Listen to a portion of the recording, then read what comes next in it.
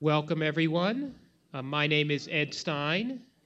I'm the Vice Dean here at Cardozo, and we're very happy to have so many people here today for this very important event. And I'm going to be very brief in my opening remarks so we can get to our very full program for today.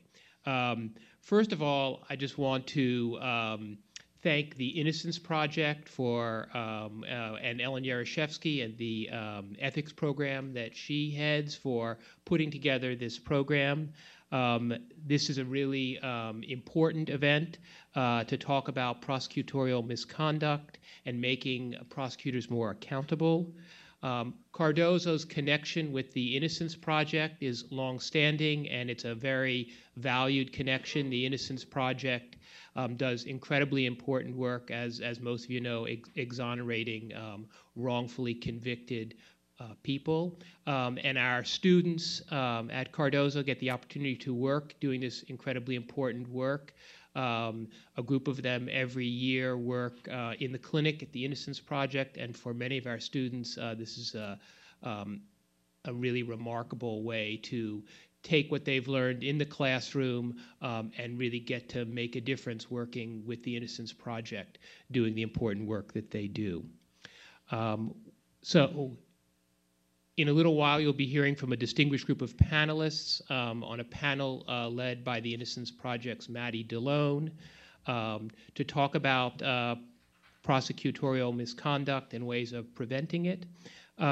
This is one of several events on this theme around the country. We begin with the case of John Thompson. There's no better illustration of how misconduct by prosecutors is going unpunished than in the case of John Thomas. Prosecutors, in his case, deliberately withheld evidence about his innocence. He was wrongfully convicted as a result and spent some 18 years in prison, 14 of them on death row, before he was exonerated through the pro bono efforts of many lawyers and investigators, most prominently Michael Banks and Gordon Cooney of the Morgan Lewis firm in Philadelphia. Even once the misconduct was revealed, no action was taken against the prosecutors in his case. And in the end, Mr. Thompson was denied compensation for what was nearly 2 decades of his life that was taken from him. The Innocence Project and John Thompson collaborated on a short film which summarizes his case and the effect upon his life. We're going to watch that film now, and then Maddie DeLone will introduce and start the panel. So I hope you enjoy this film, and thank you again very much for coming to Cardozo for this important event. Thank you. I was convicted of first-degree murder and sentenced to death.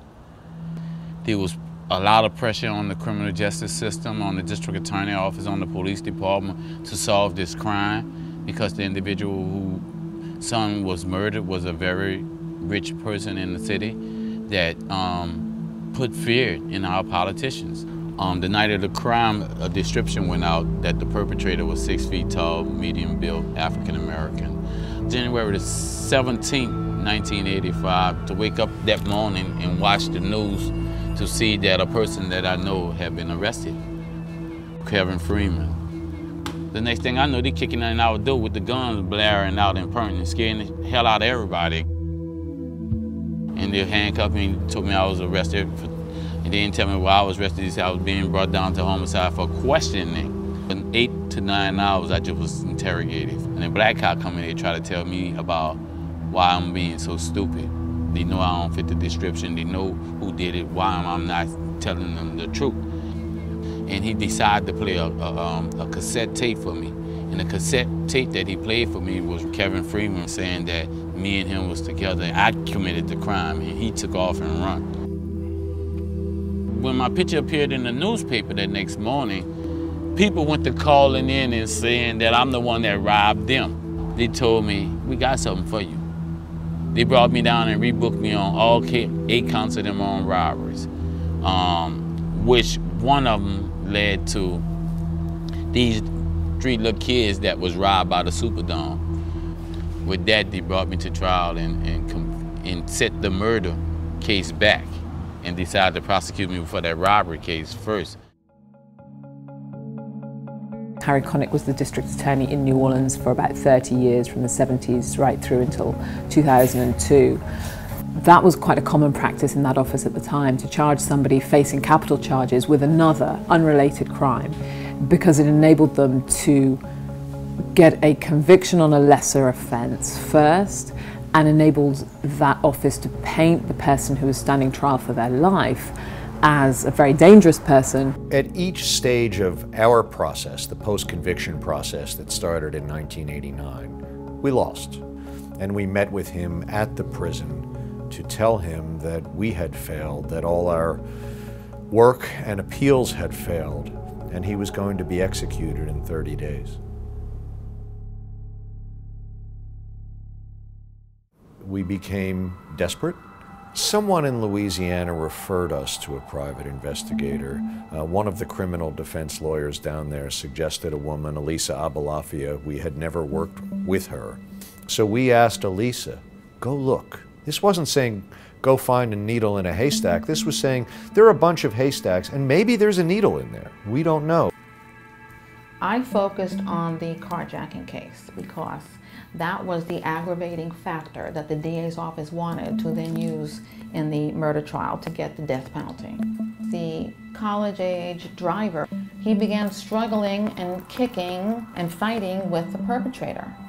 And in the process of kicking, while he's in the passenger seat, he draws blood from the perpetrator that wound up all over his pants. I looked at the police report, and just as they're describing that we confiscated the bloody pants, the next 4 pages are missing. So why would bloody pants disappear? Answer, you don't want anyone to blood test them and know what they are. We make the discovery that the bloody pants are B and he's O. And by the way, the car driver's O, so we don't have John Thompson in that car. I'm not sure if I used like a black Sharpie or something big, but I remember grabbing a regular piece of paper and in big letters, JT is blood type O, he's innocent, or words to that effect, exclamation mark. When I called home and he told me, that was the first thing my lawyers in them said, what's your blood type? We got it. It got crazier though. It didn't get any easier. It got worse to me. Judge Quinlan ruled that we would be entitled to a hearing in the murder case with time to investigate and gather new evidence. We hired a different private investigator. Our different investigator found compelling new evidence, including police reports that had not been disclosed to the defense, that had interviews and factual information with witnesses who testified against John, and most importantly, the identities of witnesses who lived near the crime scene, who saw and heard the fleeing murderer, who were interviewed by the police, but who were never identified to the defense. And those witnesses gave accounts to us and in open court that helped establish conclusively that Thompson was not the murderer. The murderer was Kevin Freeman, who was originally charged with Thompson back in 1985. Freeman acted alone in murdering Ray Liuzza and pinned it on Thompson. John Thompson was released today after spending nearly all of that time on death row. A jury convicted him in the murder of 32-year-old To know that a prosecutor could actually reach over the barrels of his call to duty. His call to duty is to seek the truth. When I was arrested, it's been all these years later, but it's kind of crazy that the main prosecutor who was overseeing and who prosecuted both of these cases also prosecuted 8 of us and put all 8 of us on death row. All of us as African Americans, all of us was accused of killing white Americans. All of us is off death row.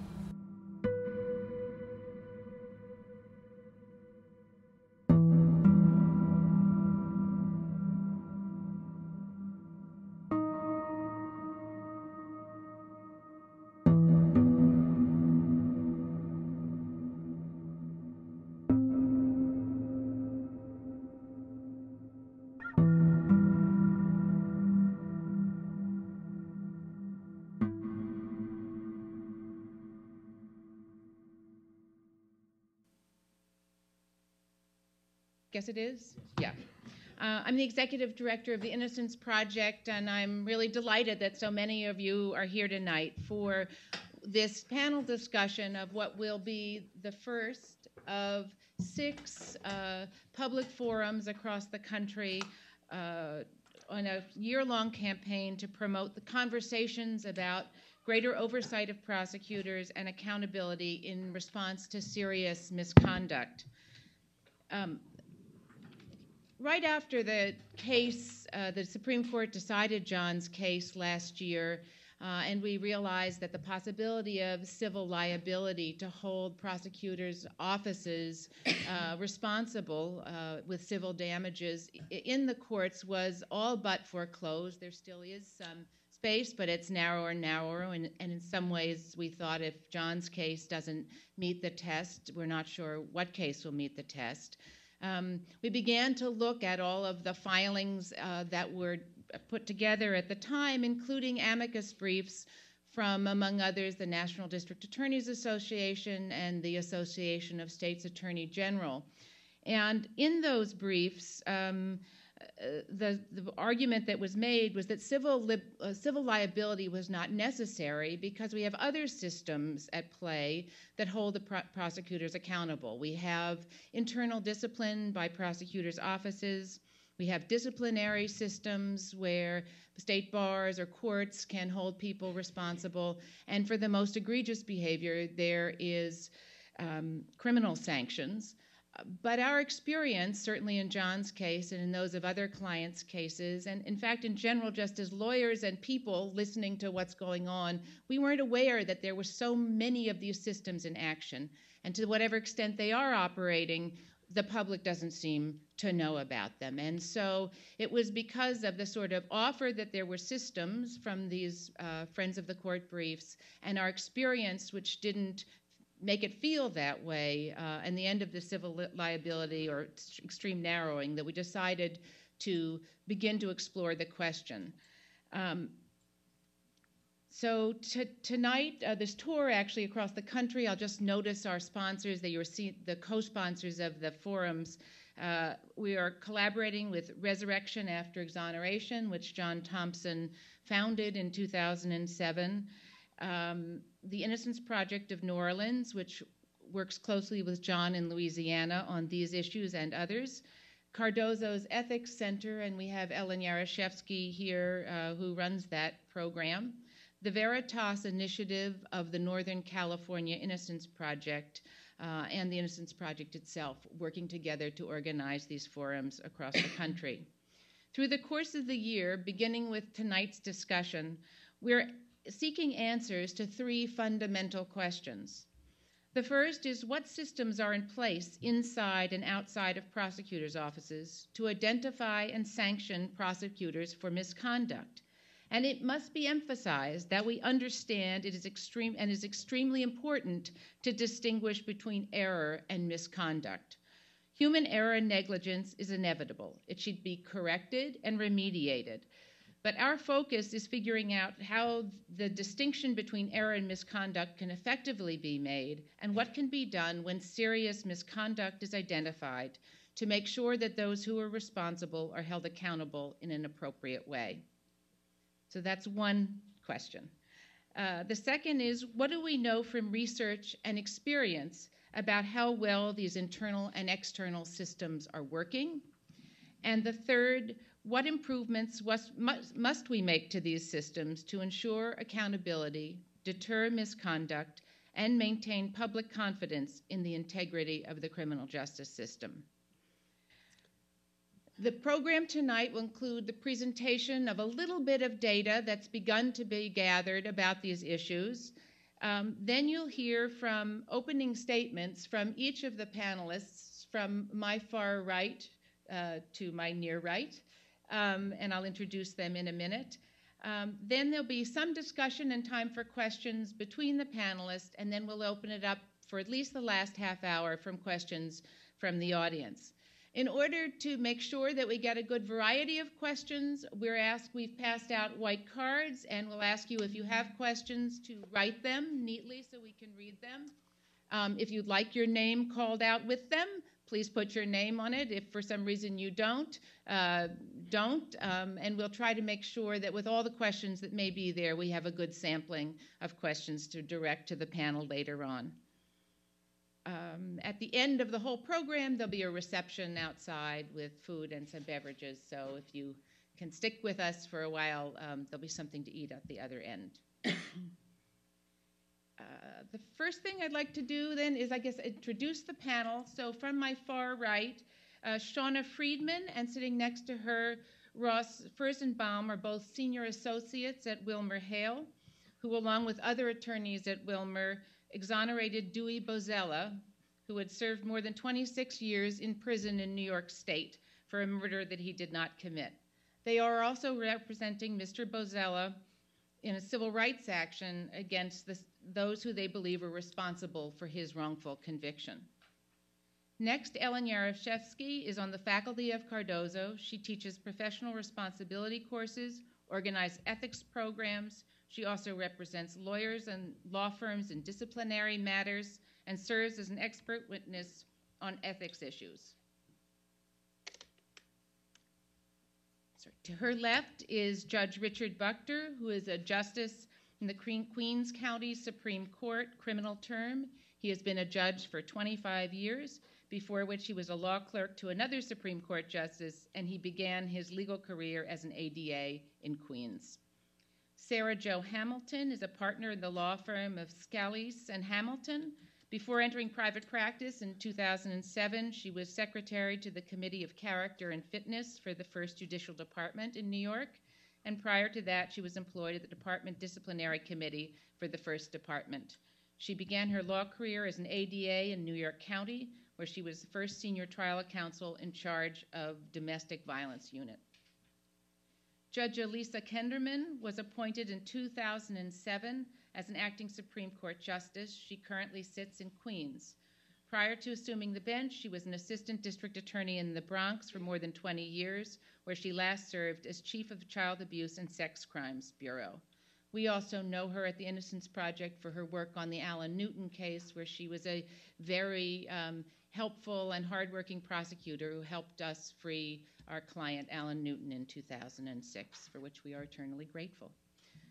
John Thompson, exonerated in 2003, and the subject of the short clip you just saw, is, as I said, a founder of the founder of the Resurrection After Exoneration program, a holistic residence for exonerated men who are in New Orleans, although I think he takes them from other places they come, which also provides, in addition to housing, counseling, skills training, and work and employment to help people get back on their feet after an experience that only he and a few others can really imagine. John started that program when he had a fellowship from Echoing Green Foundation. He was then a Petra Fellow in 2009. And in 2011, he was a recipient of an Open Society Institute Justice Fellowship, which is in part giving him the time to take part in this national tour about prosecutorial accountability.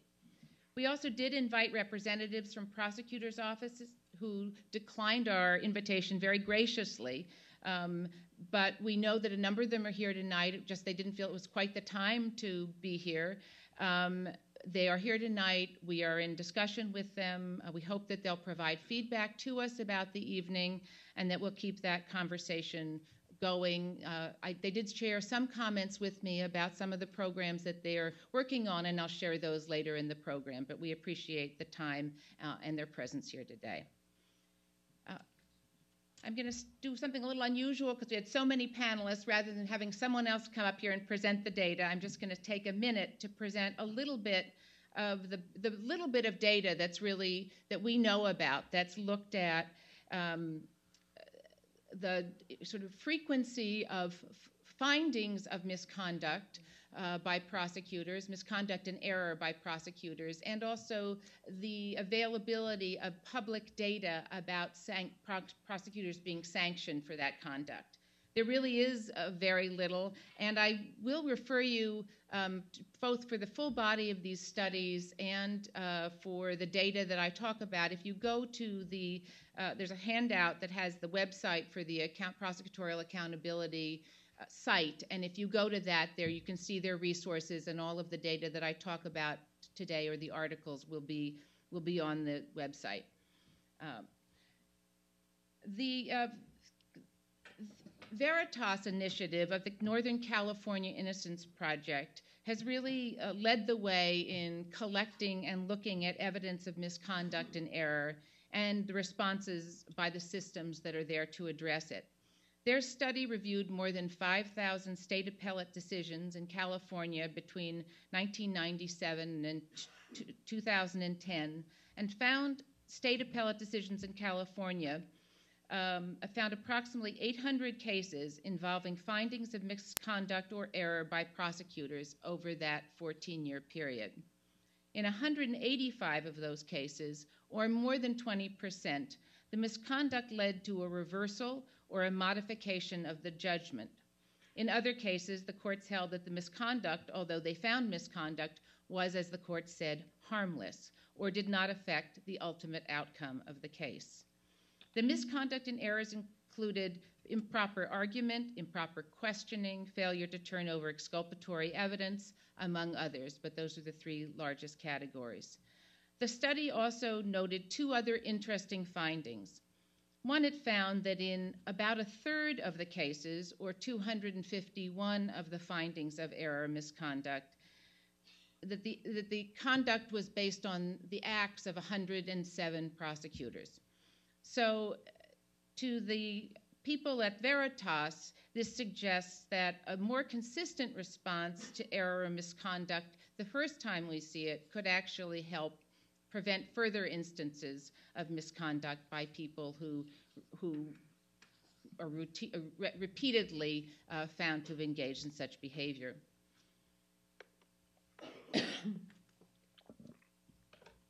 California has an explicit rule that requires that every time there's a finding of misconduct by a prosecutor, actually incompetent representation by a defense attorney, or willful misrepresentation of facts during the course of a trial, that the misconduct must be reported to the State Bar Disciplinary Authority. But when this study was first done in California several years ago, and the first 700 cases of findings of misconduct had been found, it was also the case that none of those attorneys had been reported to the State Bar. So even with an explicit rule, they found no reporting. In the last year, after that report came out a couple of years ago, there was a lot of judicial education, and we're told by our colleagues in California, a lot of legal education and training of the judges to remind them about their obligation. And in the last couple of years, there's about a 40% reporting rate of misconducts found in the court that actually get reported to the disciplinary authority.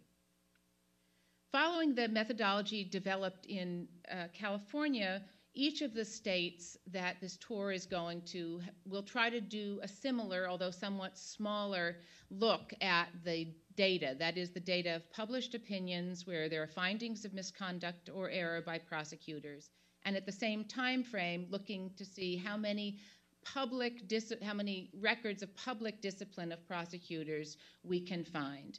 In New York State, we looked at judicial decisions between 2004 and 2008, where the courts had found 151 findings of misconduct or error by prosecutors in trials.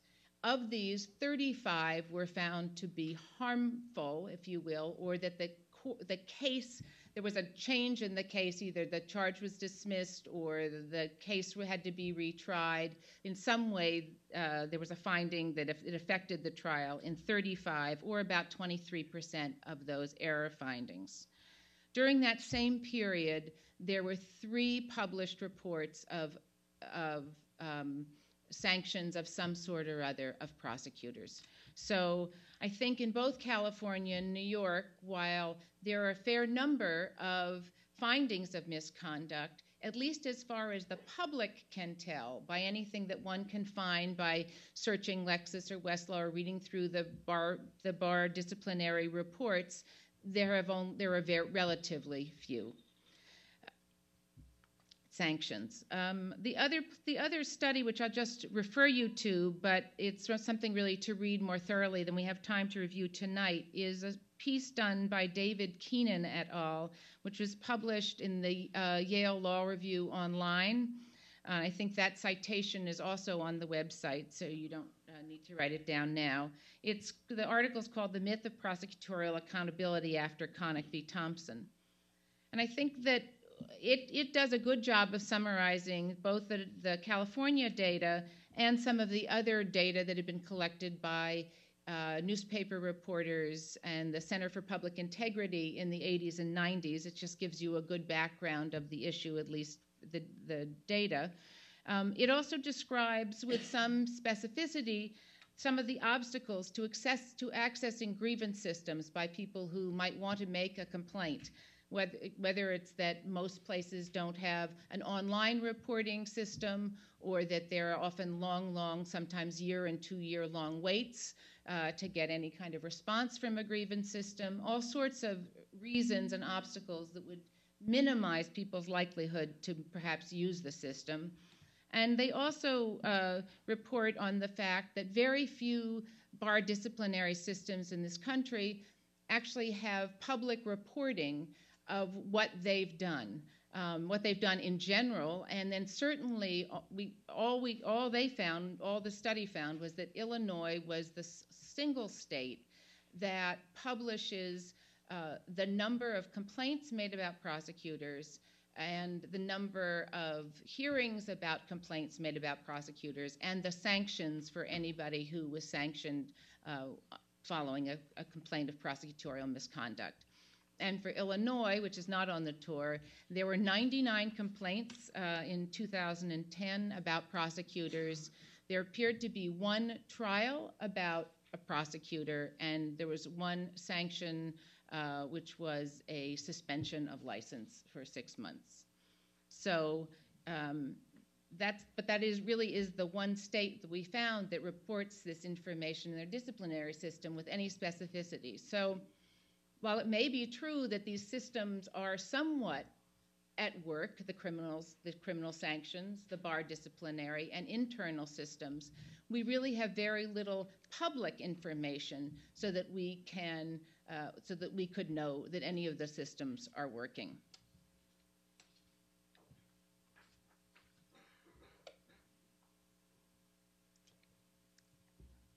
Finally, before I let the panelists speak, while the John Thompson tour and this panel tonight is really focusing on the appropriate response to the most egregious forms of intentional misconduct, the Innocence Project and many others believe that an enormous amount of the error is not, intentional, and that while some public systems like discipline or criminal sanctions in the most egregious cases may well be appropriate, that a lot of improved practice in prosecutors' offices will need to be done by the prosecutors themselves, and by virtue of internal reviews and monitoring, policies put in place, a kind of quality assurance, if you will,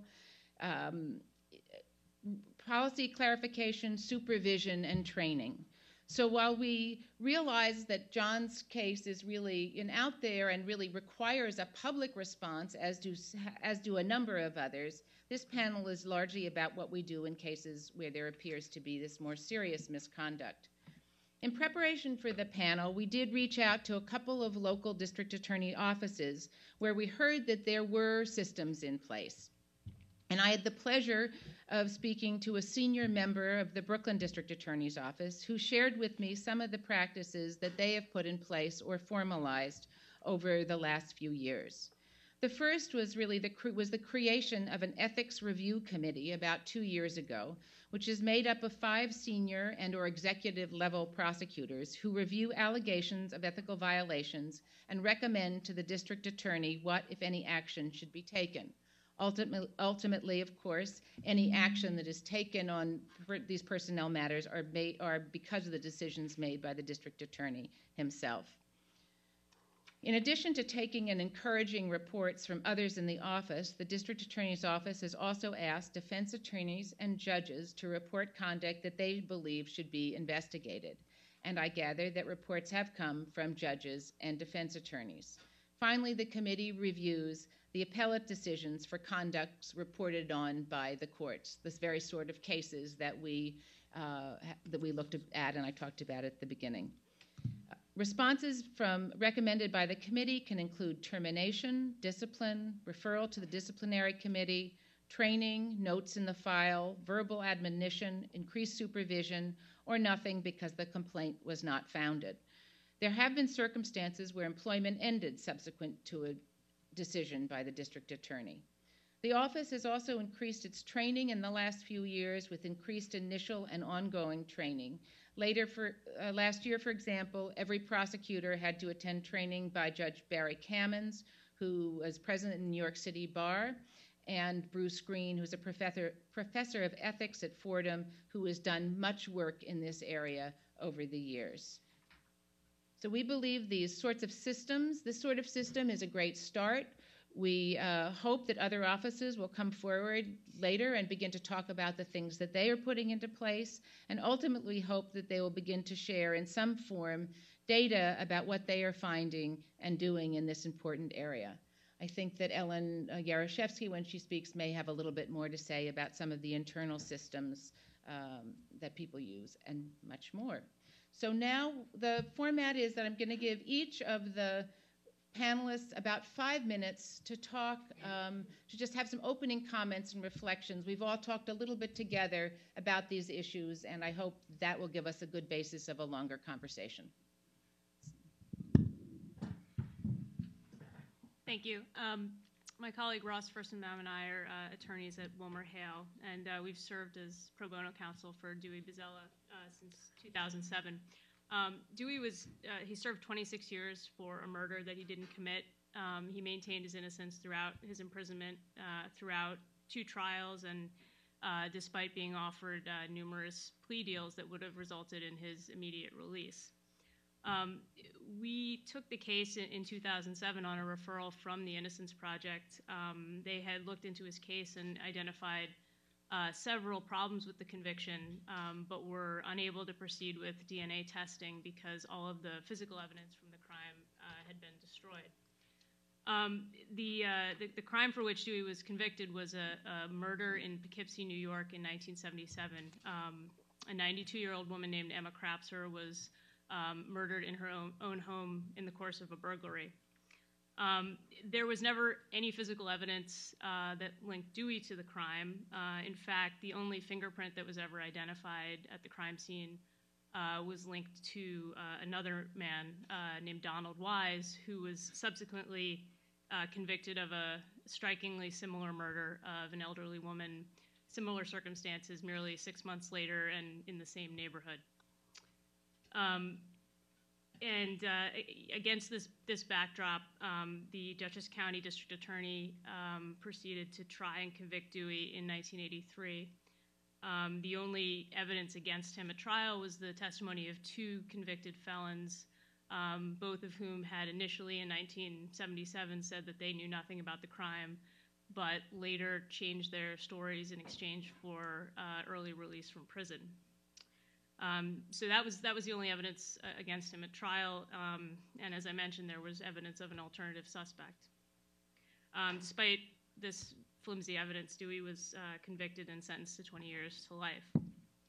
And fast forward to 2007, we were facing basically, we had no physical evidence, so we needed to go back and begin kind of an investigation from scratch. We talked to witnesses, those that were still alive or who would talk to us, went back through the files. And over the course of a 2-year investigation, we were able to uncover 4 pieces of Brady evidence. The 2 most important of which were, the first was a police report that was never disclosed. It was testimony of the victim's neighbors and it directly contradicted the testimony at trial from the convicted felons. And it was clear that had this come out at trial, it would have completely destroyed any shred of credibility that these individuals had. The second was the second piece of Brady evidence kind of furthered the connection to this alternative suspect, Donald Wise. There was an interview, an accomplice from his crime, someone who was the accomplice of Donald Wise in that other murder, was interviewed by police, and the district attorney was present at that interview. And the accomplice told the police that Wise had gotten him to participate in the murder by telling him that he had gotten away with a murder in the past, that he had participated in a murder in the past and gotten away with it, and then proceeded to describe a prior murder that matched the one that Dewey was convicted for. Despite the fact that the assistant district attorney who prosecuted Dewey was in the room during that interview, that information was never disclosed to Dewey's trial lawyers and remained hidden until we found the transcript many years later. So with the four pieces of Brady evidence that we found, we were able to put together a pretty substantive 440 motion, filed that in 2009 in the spring, and in October 2009, Dewey's motion was granted, and he was released from prison after 26 years.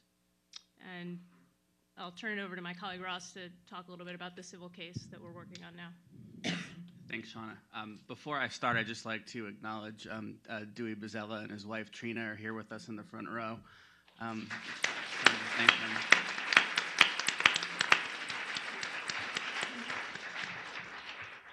So as Shauna mentioned, we're continuing to represent Dewey on a pro bono basis, and we've brought a civil rights lawsuit in the Southern District of New York seeking compensation for his 26-year wrongful incarceration. We brought claims against Dutchess County, which embodies the district attorney's office, the city of Poughkeepsie, which embodies the police department, the prosecutor who tried Dewey in both his 1983 trial and 1990 trial, and was the same individual who was present in the interview when Saul Holland identified Donald Wise as the individual who had committed this murder.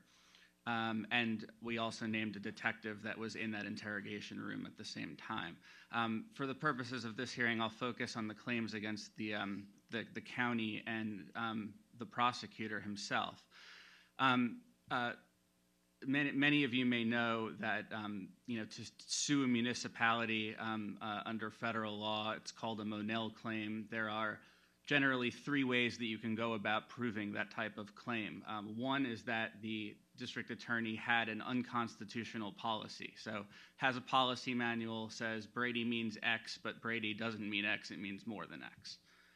The second is if the policymaker himself, so the district attorney himself, violated Dewey's constitutional rights. And the third, and often the most common way people bring these claims, is a failure to train theory, which basically says that the policymaker was aware of a need to provide further training, in this instance regarding Brady, didn't do it, and knew that his failure to do that would lead to Brady violations.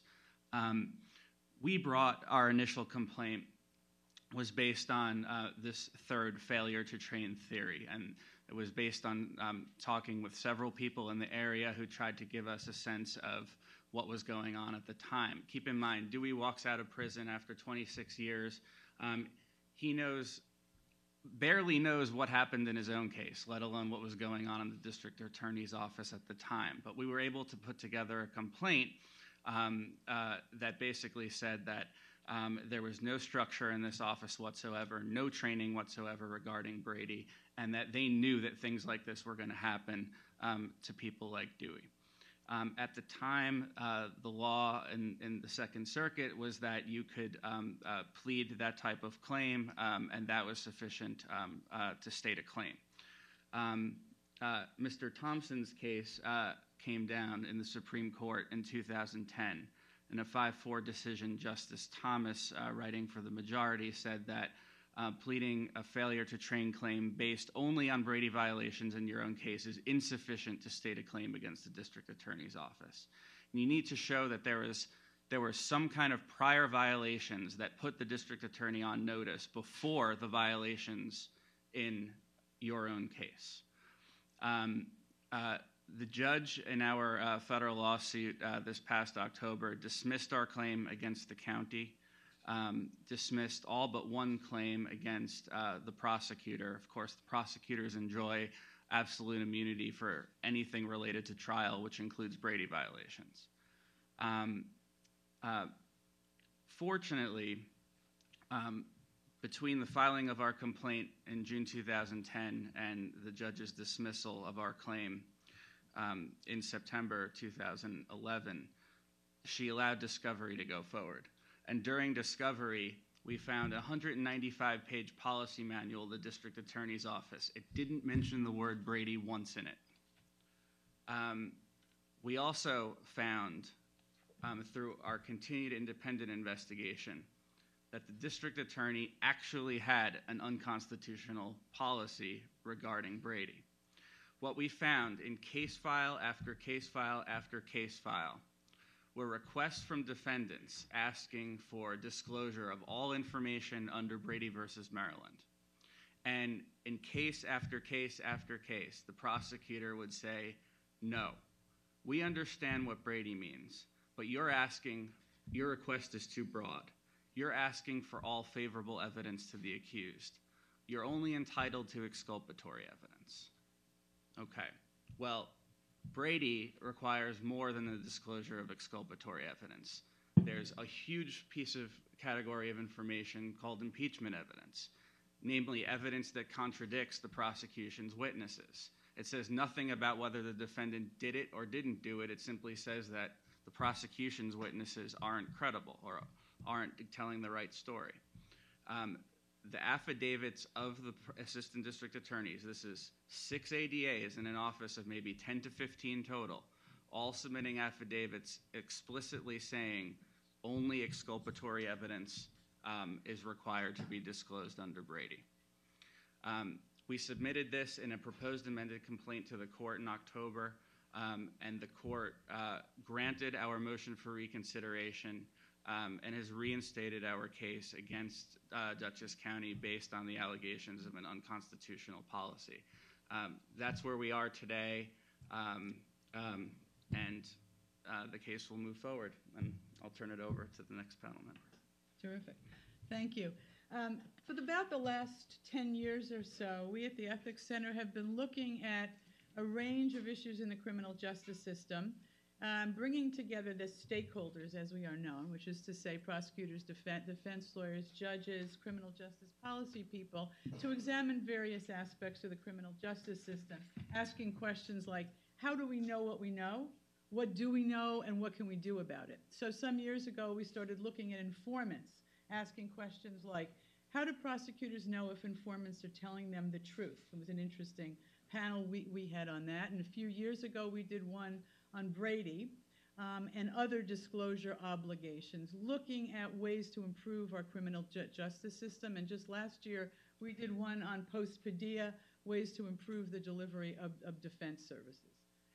So I've been doing that and been running around examining and talking to lots of prosecutors, ex-prosecutors, judges, and defenders, asking about how systems operate and writing articles about that, but both in New York and around the country. I just came back from Louisiana, where John and I were on a panel together. It was very fascinating, to say the least, to talk to and about the system that convicted John Thompson. In addition to that, excuse me, I've been working in the American Bar Association on the Criminal Justice Section Council, where we have made, I think, some progress, passing resolutions distinguishing prosecutorial misconduct from prosecutorial error, proposing and getting passed additions to ethics rules like Rule 3.8G and H, a provision that's been adopted now in 6 states and hopefully in the future in New York, that is a post-conviction obligation of prosecutors when they have evidence of that material evidence and credible evidence that a person's been wrongfully convicted, they have an obligation to investigate. And after investigation, if they find the person was wrongfully convicted, to take action to set aside the conviction. So we've made progress there. We're working on issues of discovery reform in New York, excuse me, and around the country. And so I come to this optimistically. I come to this perhaps because I've been in academia for a long time with the perhaps naive notion that if we continue to talk to each other across the divide and bring people into these discussions, that we can make progress and that we will move along, perhaps imperfectly, but to improve accountability systems. I think about being a prosecutor sitting here. I've done a lot of these panels around the country, and prosecutors often feel beleaguered because, after all, most of the time they are not convicting people who are innocent, or I mean, let's hope so, right? That their job is actually to ensure public safety, and the people that they convict are mostly, vast majority of them, people who are guilty. So it's a little unnerving, I know, to sit here and listen to talk of prosecutorial misconduct constantly. Prosecutors tend to believe and do believe that these instances that we've pointed out through the data tend to be aberrational, that they happen to be the result of rogue prosecutors, that they're not systemic. And I know that defense lawyers have a very different point of view, and that other actors in the system fall somewhere in between. So whether these are episodic or whether these problems are epidemic, what we do know now is from the data, partly which Maddie has provided to us, and partly through lots of other studies that have been done by scholars since the 1920s, actually, and more significantly since the 1980s, that there are numbers of cases where there's findings of prosecutorial misconduct or error, and they have not been subject to various forms of accountability, whether that be internally within prosecutors' offices or externally through judicial sanctions or through disciplinary committees. And that's what we're going to look at tonight and put under the microscope. I want to first talk about the definition, such as it is, of prosecutorial misconduct. It's debated. There's not one definition of prosecutorial misconduct, but for our purposes, at least one definition that I think is useful is that it is a violation of a binding legal or constitutional obligation. Let me talk about the ethical ones first. All lawyers, as the lawyers know who sit here, are bound by a code of professional conduct. Any violation of that code, whether it be by a defense lawyer, by, for instance, knowingly making a false statement of fact to a court, or by a prosecutor engaging in any form of conduct that violates the rule, that constitutes misconduct. We tend not to call it that. We tend not to use that. We tend to talk about disciplinary violations, but we use the term misconduct very loosely when it comes to the disciplinary process. Where we use the term more frequently is in terms of litigation. And as Maddie pointed out, you've seen the data and you've heard the term prosecutorial misconduct or error being used in some of the cases that have been examined. The notion, and why it rankles prosecutors to some extent, the notion of prosecutorial misconduct that the public has is typically that that individual did something intentionally wrong, or they at least did it knowingly, such as in John's case, or perhaps, as you're going to prove, in Dewey's case. But for prosecutors, that's not the definition of misconduct. They can be held, their office actually, can be held to be liable for prosecutorial misconduct even when, despite their best efforts, they had nothing to do with it. And that typically comes up in the case of the police. There's a case that many of you know, Kyles v. Whitley, which holds the prosecutor responsible for conducting a reasonable and good faith examination of police files and ensuring that the police come forward with the files and give them to the prosecutor. And in many of these cases, the problem is that the police have held the information back from the prosecutor. Nevertheless, the courts have said that's prosecutorial misconduct. I've always thought we should have a different term for it, but I don't sit on the Supreme Court. I would call it governmental misconduct to distinguish what the prosecutor does intentionally or knowingly from what the government is held liable for. Then when we talk about prosecutorial misconduct, we don't necessarily even have all of the cases, and here's why. Most of our data come from appellate cases. Typically at trials, judges are not writing opinions about misconduct. So we look at the appellate cases, and in the appellate cases, what the courts will do typically is say, when there's an allegation, assuming that this conduct occurred, did it really affect the outcome? The standard, as Maddie pointed out, is if the conviction will not be reversed, it will not be deemed harmful error unless there's a reasonable probability that it could have affected the outcome of the case. So we don't even necessarily know in many of these cases whether there was misconduct because the courts don't reach that at all. So there may be a greater number than we're in fact aware of, okay? Additionally, the cases that go to trial are a very small number of the cases that we have. So much of hidden information, if you will, may not even be known to people because 95% of our cases plead guilty. All right? I think, and my view from doing this for a long time, is that it really behooves the system to take this data and accept it and figure out ways that we can move forward rather than fight against the instances where there has been found misconduct, and that it's time to examine what our systems are and what our systems should be. So let me talk for a minute just about what some of the systems are and should be for accountability. We've heard a little about the fact that one can't really sue, that there's immunity for individual prosecutors. We've talked some about the case, Connick v. Thompson. As John has suggested, there is some room, at least, for holding prosecutors liable under municipal liability, but it's very remote, and many people will say Connick v. Thompson has foreclosed that. I don't think it's foreclosed it, but it's certainly made it a lot more difficult. So lawsuits generally are not an available mechanism. The other ones we look at, Maddie's mentioned internal systems within prosecutor's office, and we can talk more about that. As she's pointed out, there has been progress made, great progress over the course, I think, of the last 3 or 4 years since these problems have become much more well known. Judicial sanctions. We rarely see judicial sanctions for conduct that occurs in the presence of the court, but sometimes that occurs. What we're probably going to focus on the most tonight are disciplinary sanctions. The data that exists that Maddie set forward and data from other civil lawsuits in New York. I see Joel Rudin in the audience. He has actually successfully sued 3 counties in New York, and in that process uncovered a great deal of data about lack of discipline internally or externally within the counties of New York. I'm not suggesting we're Louisiana. Okay, I want to take that off the table. But there are certainly problems here that exist in New York in terms of the operation of our disciplinary committees. It's not different in New York than in most jurisdictions around the country, which is to say, very rarely are prosecutors, or for that matter, defense lawyers, disciplined. We don't use that process. We don't use the disciplinary process primarily for the criminal justice system.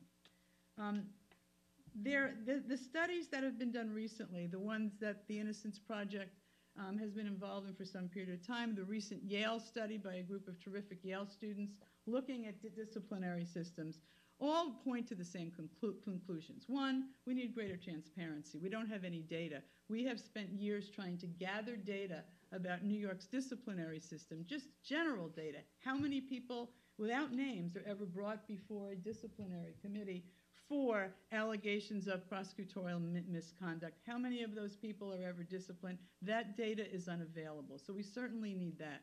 I would suggest as part of this discussion, we also need transparency within prosecutors' offices because, as Maddie points out, many of them may actually be engaging in excellent programs in order to engage in internal discipline. But if we want the public to feel that there's accountability, there has to be, I think, some sense of greater transparency so that we know what kinds of systems are in place. There are a variety of other suggestions that I think we'll make throughout the panel for greater accountability. One of them I just want to put on the table because I think we'll talk about it tonight. One of our big issues is disclosure. It isn't Brady. I don't even like using the word Brady anymore because we can't even agree on what Brady means. And I want to start using the term disclosure obligations. Given the fact that that seems to constitute one of the greatest violations or potential violations And we have a long way to go to New York, in New York in terms of discovery reform. One of the proposals on the table as a way to ensure accountability would be a pretrial compliance conference before a court where before a trial or perhaps a guilty plea, that there would have to be a conference before a court where the prosecutor would come forward and indicate to the court that it has complied with whatever the court has decided or we decide as a system is the information that should be provided. Good evening. As you know, I'm the judge who's been trying cases for 25 years, and it's my purpose, I think, to try to give you a practical view from the bench regarding these issues. Unfortunately, the professor stole my thunder and covered a lot of the things yes, you did. I was told to do it. Okay. I think in one respect we could compare practitioners in the criminal justice system to the captain of the Titanic. We see the exposed tip of the iceberg of prosecutorial misconduct in these scandalous and shocking cases, but we can only guess at the size and extent of what lies beneath the surface. And that's true because, as one thing as the professor points out, prosecutorial misconduct comes to light, if at all, through litigation. And the vast majority, as was just stated, 95% of cases are resolved by plea. Another large impediment to ascertain the scope of the problem is that the rules of discovery in criminal cases are generally very limited. In New York, the bulk of discovery is not even provided until trial. Having said that, I want to emphasize a few points. Firstly, I believe that the vast majority of prosecutors are honorable and diligent professionals who certainly don't want to convict the innocent, they don't want to break the law, and they don't want to assist the actual perpetrators of crimes to get away with it by prosecuting the wrong person. Also, I draw a strong distinction between common prosecutorial garden variety error and true, intentional, serious misconduct. Because we're all human and capable of making mistakes and errors in judgment. However, as in any profession, including the judiciary, there are bound to be some bad apples. And although they may be few in number, they can do enormous damage, as we saw in Mr. Thompson's case, to the victims and to also the public faith in the criminal justice system. And I believe it's important, especially for judges, to speak out on these issues. Despite what the Supreme Court has said, when it comes to egregious forms of prosecutorial misconduct, we do lack effective system of deterrence. Disciplinary committees have historically had little inclination to punish prosecutors. And we've already gone over what the Supreme Court said in Connick versus Thompson. You have to excuse me, I've been talking all day on trial. I'm going to describe a few of the steps that you and other judges use to deter the more common forms of prosecutorial misconduct which I see in the courts on a regular basis. First of all, the most common means of punishing prosecutorial misconduct is by judicial sanction. By this I refer to dismissing cases, counts, setting aside verdicts, striking testimony, disallowing peremptory challenges, granting unfavorable inference charges, entering orders of preclusion. And these are the type of remedies which are effective and suitable for punishing prosecutors who do things like wrongfully withholding Rosario material, delay turning over Brady material, impeding lawful discovery, or excluding a particular race or gender from a jury. The problem here is that what we're really doing is punishing the people of the state of New York, and the prosecutors only punish collaterally because it is the case that's damaged and not him or her personally. While holding a prosecutor in criminal or summary contempt does affect him personally, generally that's not an appropriate remedy for serious issues of prosecutorial misconduct or for acts which are occurring outside the presence of the court. On the other hand, civil contempt for failing to comply with a court order to turn over, say, Brady material, that may hold some potential. I don't know if it's been explored fully. The other problem with sanctions is that when you damage the people's case, it's one thing when you do it through the lens of the drug case or the gambling case, because then the collateral damage is minimal. The negative impact increases when we view the remedy through this sex crime, homicides, serious assaults, because by damaging the people's case in these instances to punish misconduct, there is unfortunate social effects, and you're also punishing the victim, perhaps his family, who may lose their day in court and their hopes of obtaining justice through no fault of their own. The other remedy that judges commonly use is to report the wrongdoing to the prosecutor's superiors. I guess maybe I've been lucky, but it's been my personal experience in Queens that the DA's office has shown concern when I went to them and made complaints. I generally agree with what's been said, that there is a need for more widespread internal mechanisms and procedures to ensure compliance with Brady, Rosario, and to investigate and correct misconduct by assistant district attorneys.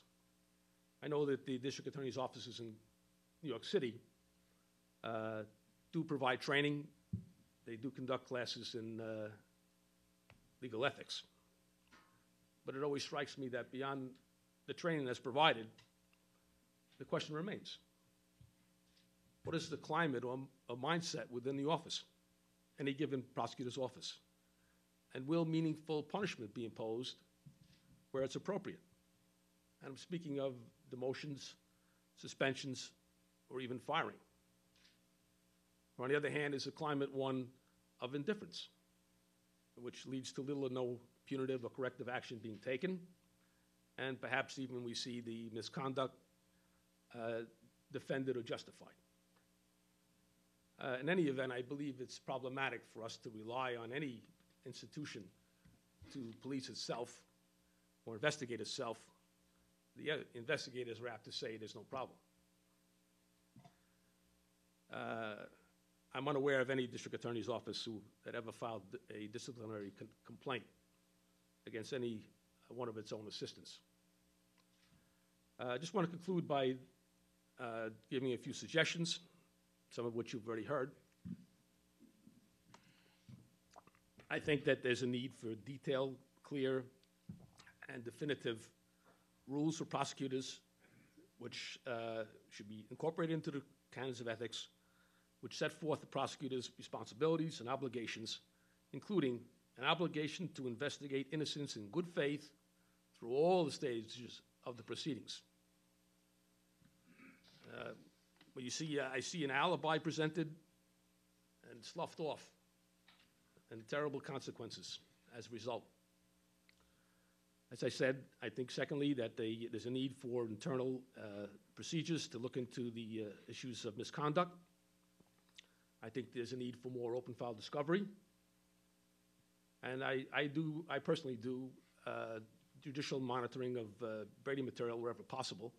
I tell the assistants, if you're not sure if it's Brady or not, submit it for an in-camera inspection. Somehow it's always Brady. The other thing I was going to suggest is, just as teachers and healthcare professionals are mandated reporters of child abuse, judges and district attorneys' offices should by law be compelled to be reporters, mandated reporters of the most serious forms of prosecutorial misconduct, such as destroying or concealing evidence of innocence, tampering with evidence, or suborning perjury. The judges are very, very reluctant to make complaints which may lead to a prosecutor's sanction, suspension, or disbarment. I believe that the prospect of actual investigations and prosecutions, that would be a good step towards providing a meaningful deterrent. and drive home the point that conduct such as suborning perjury or destroying or withholding evidence of innocence by a prosecutor will not and should not be tolerated by any of us.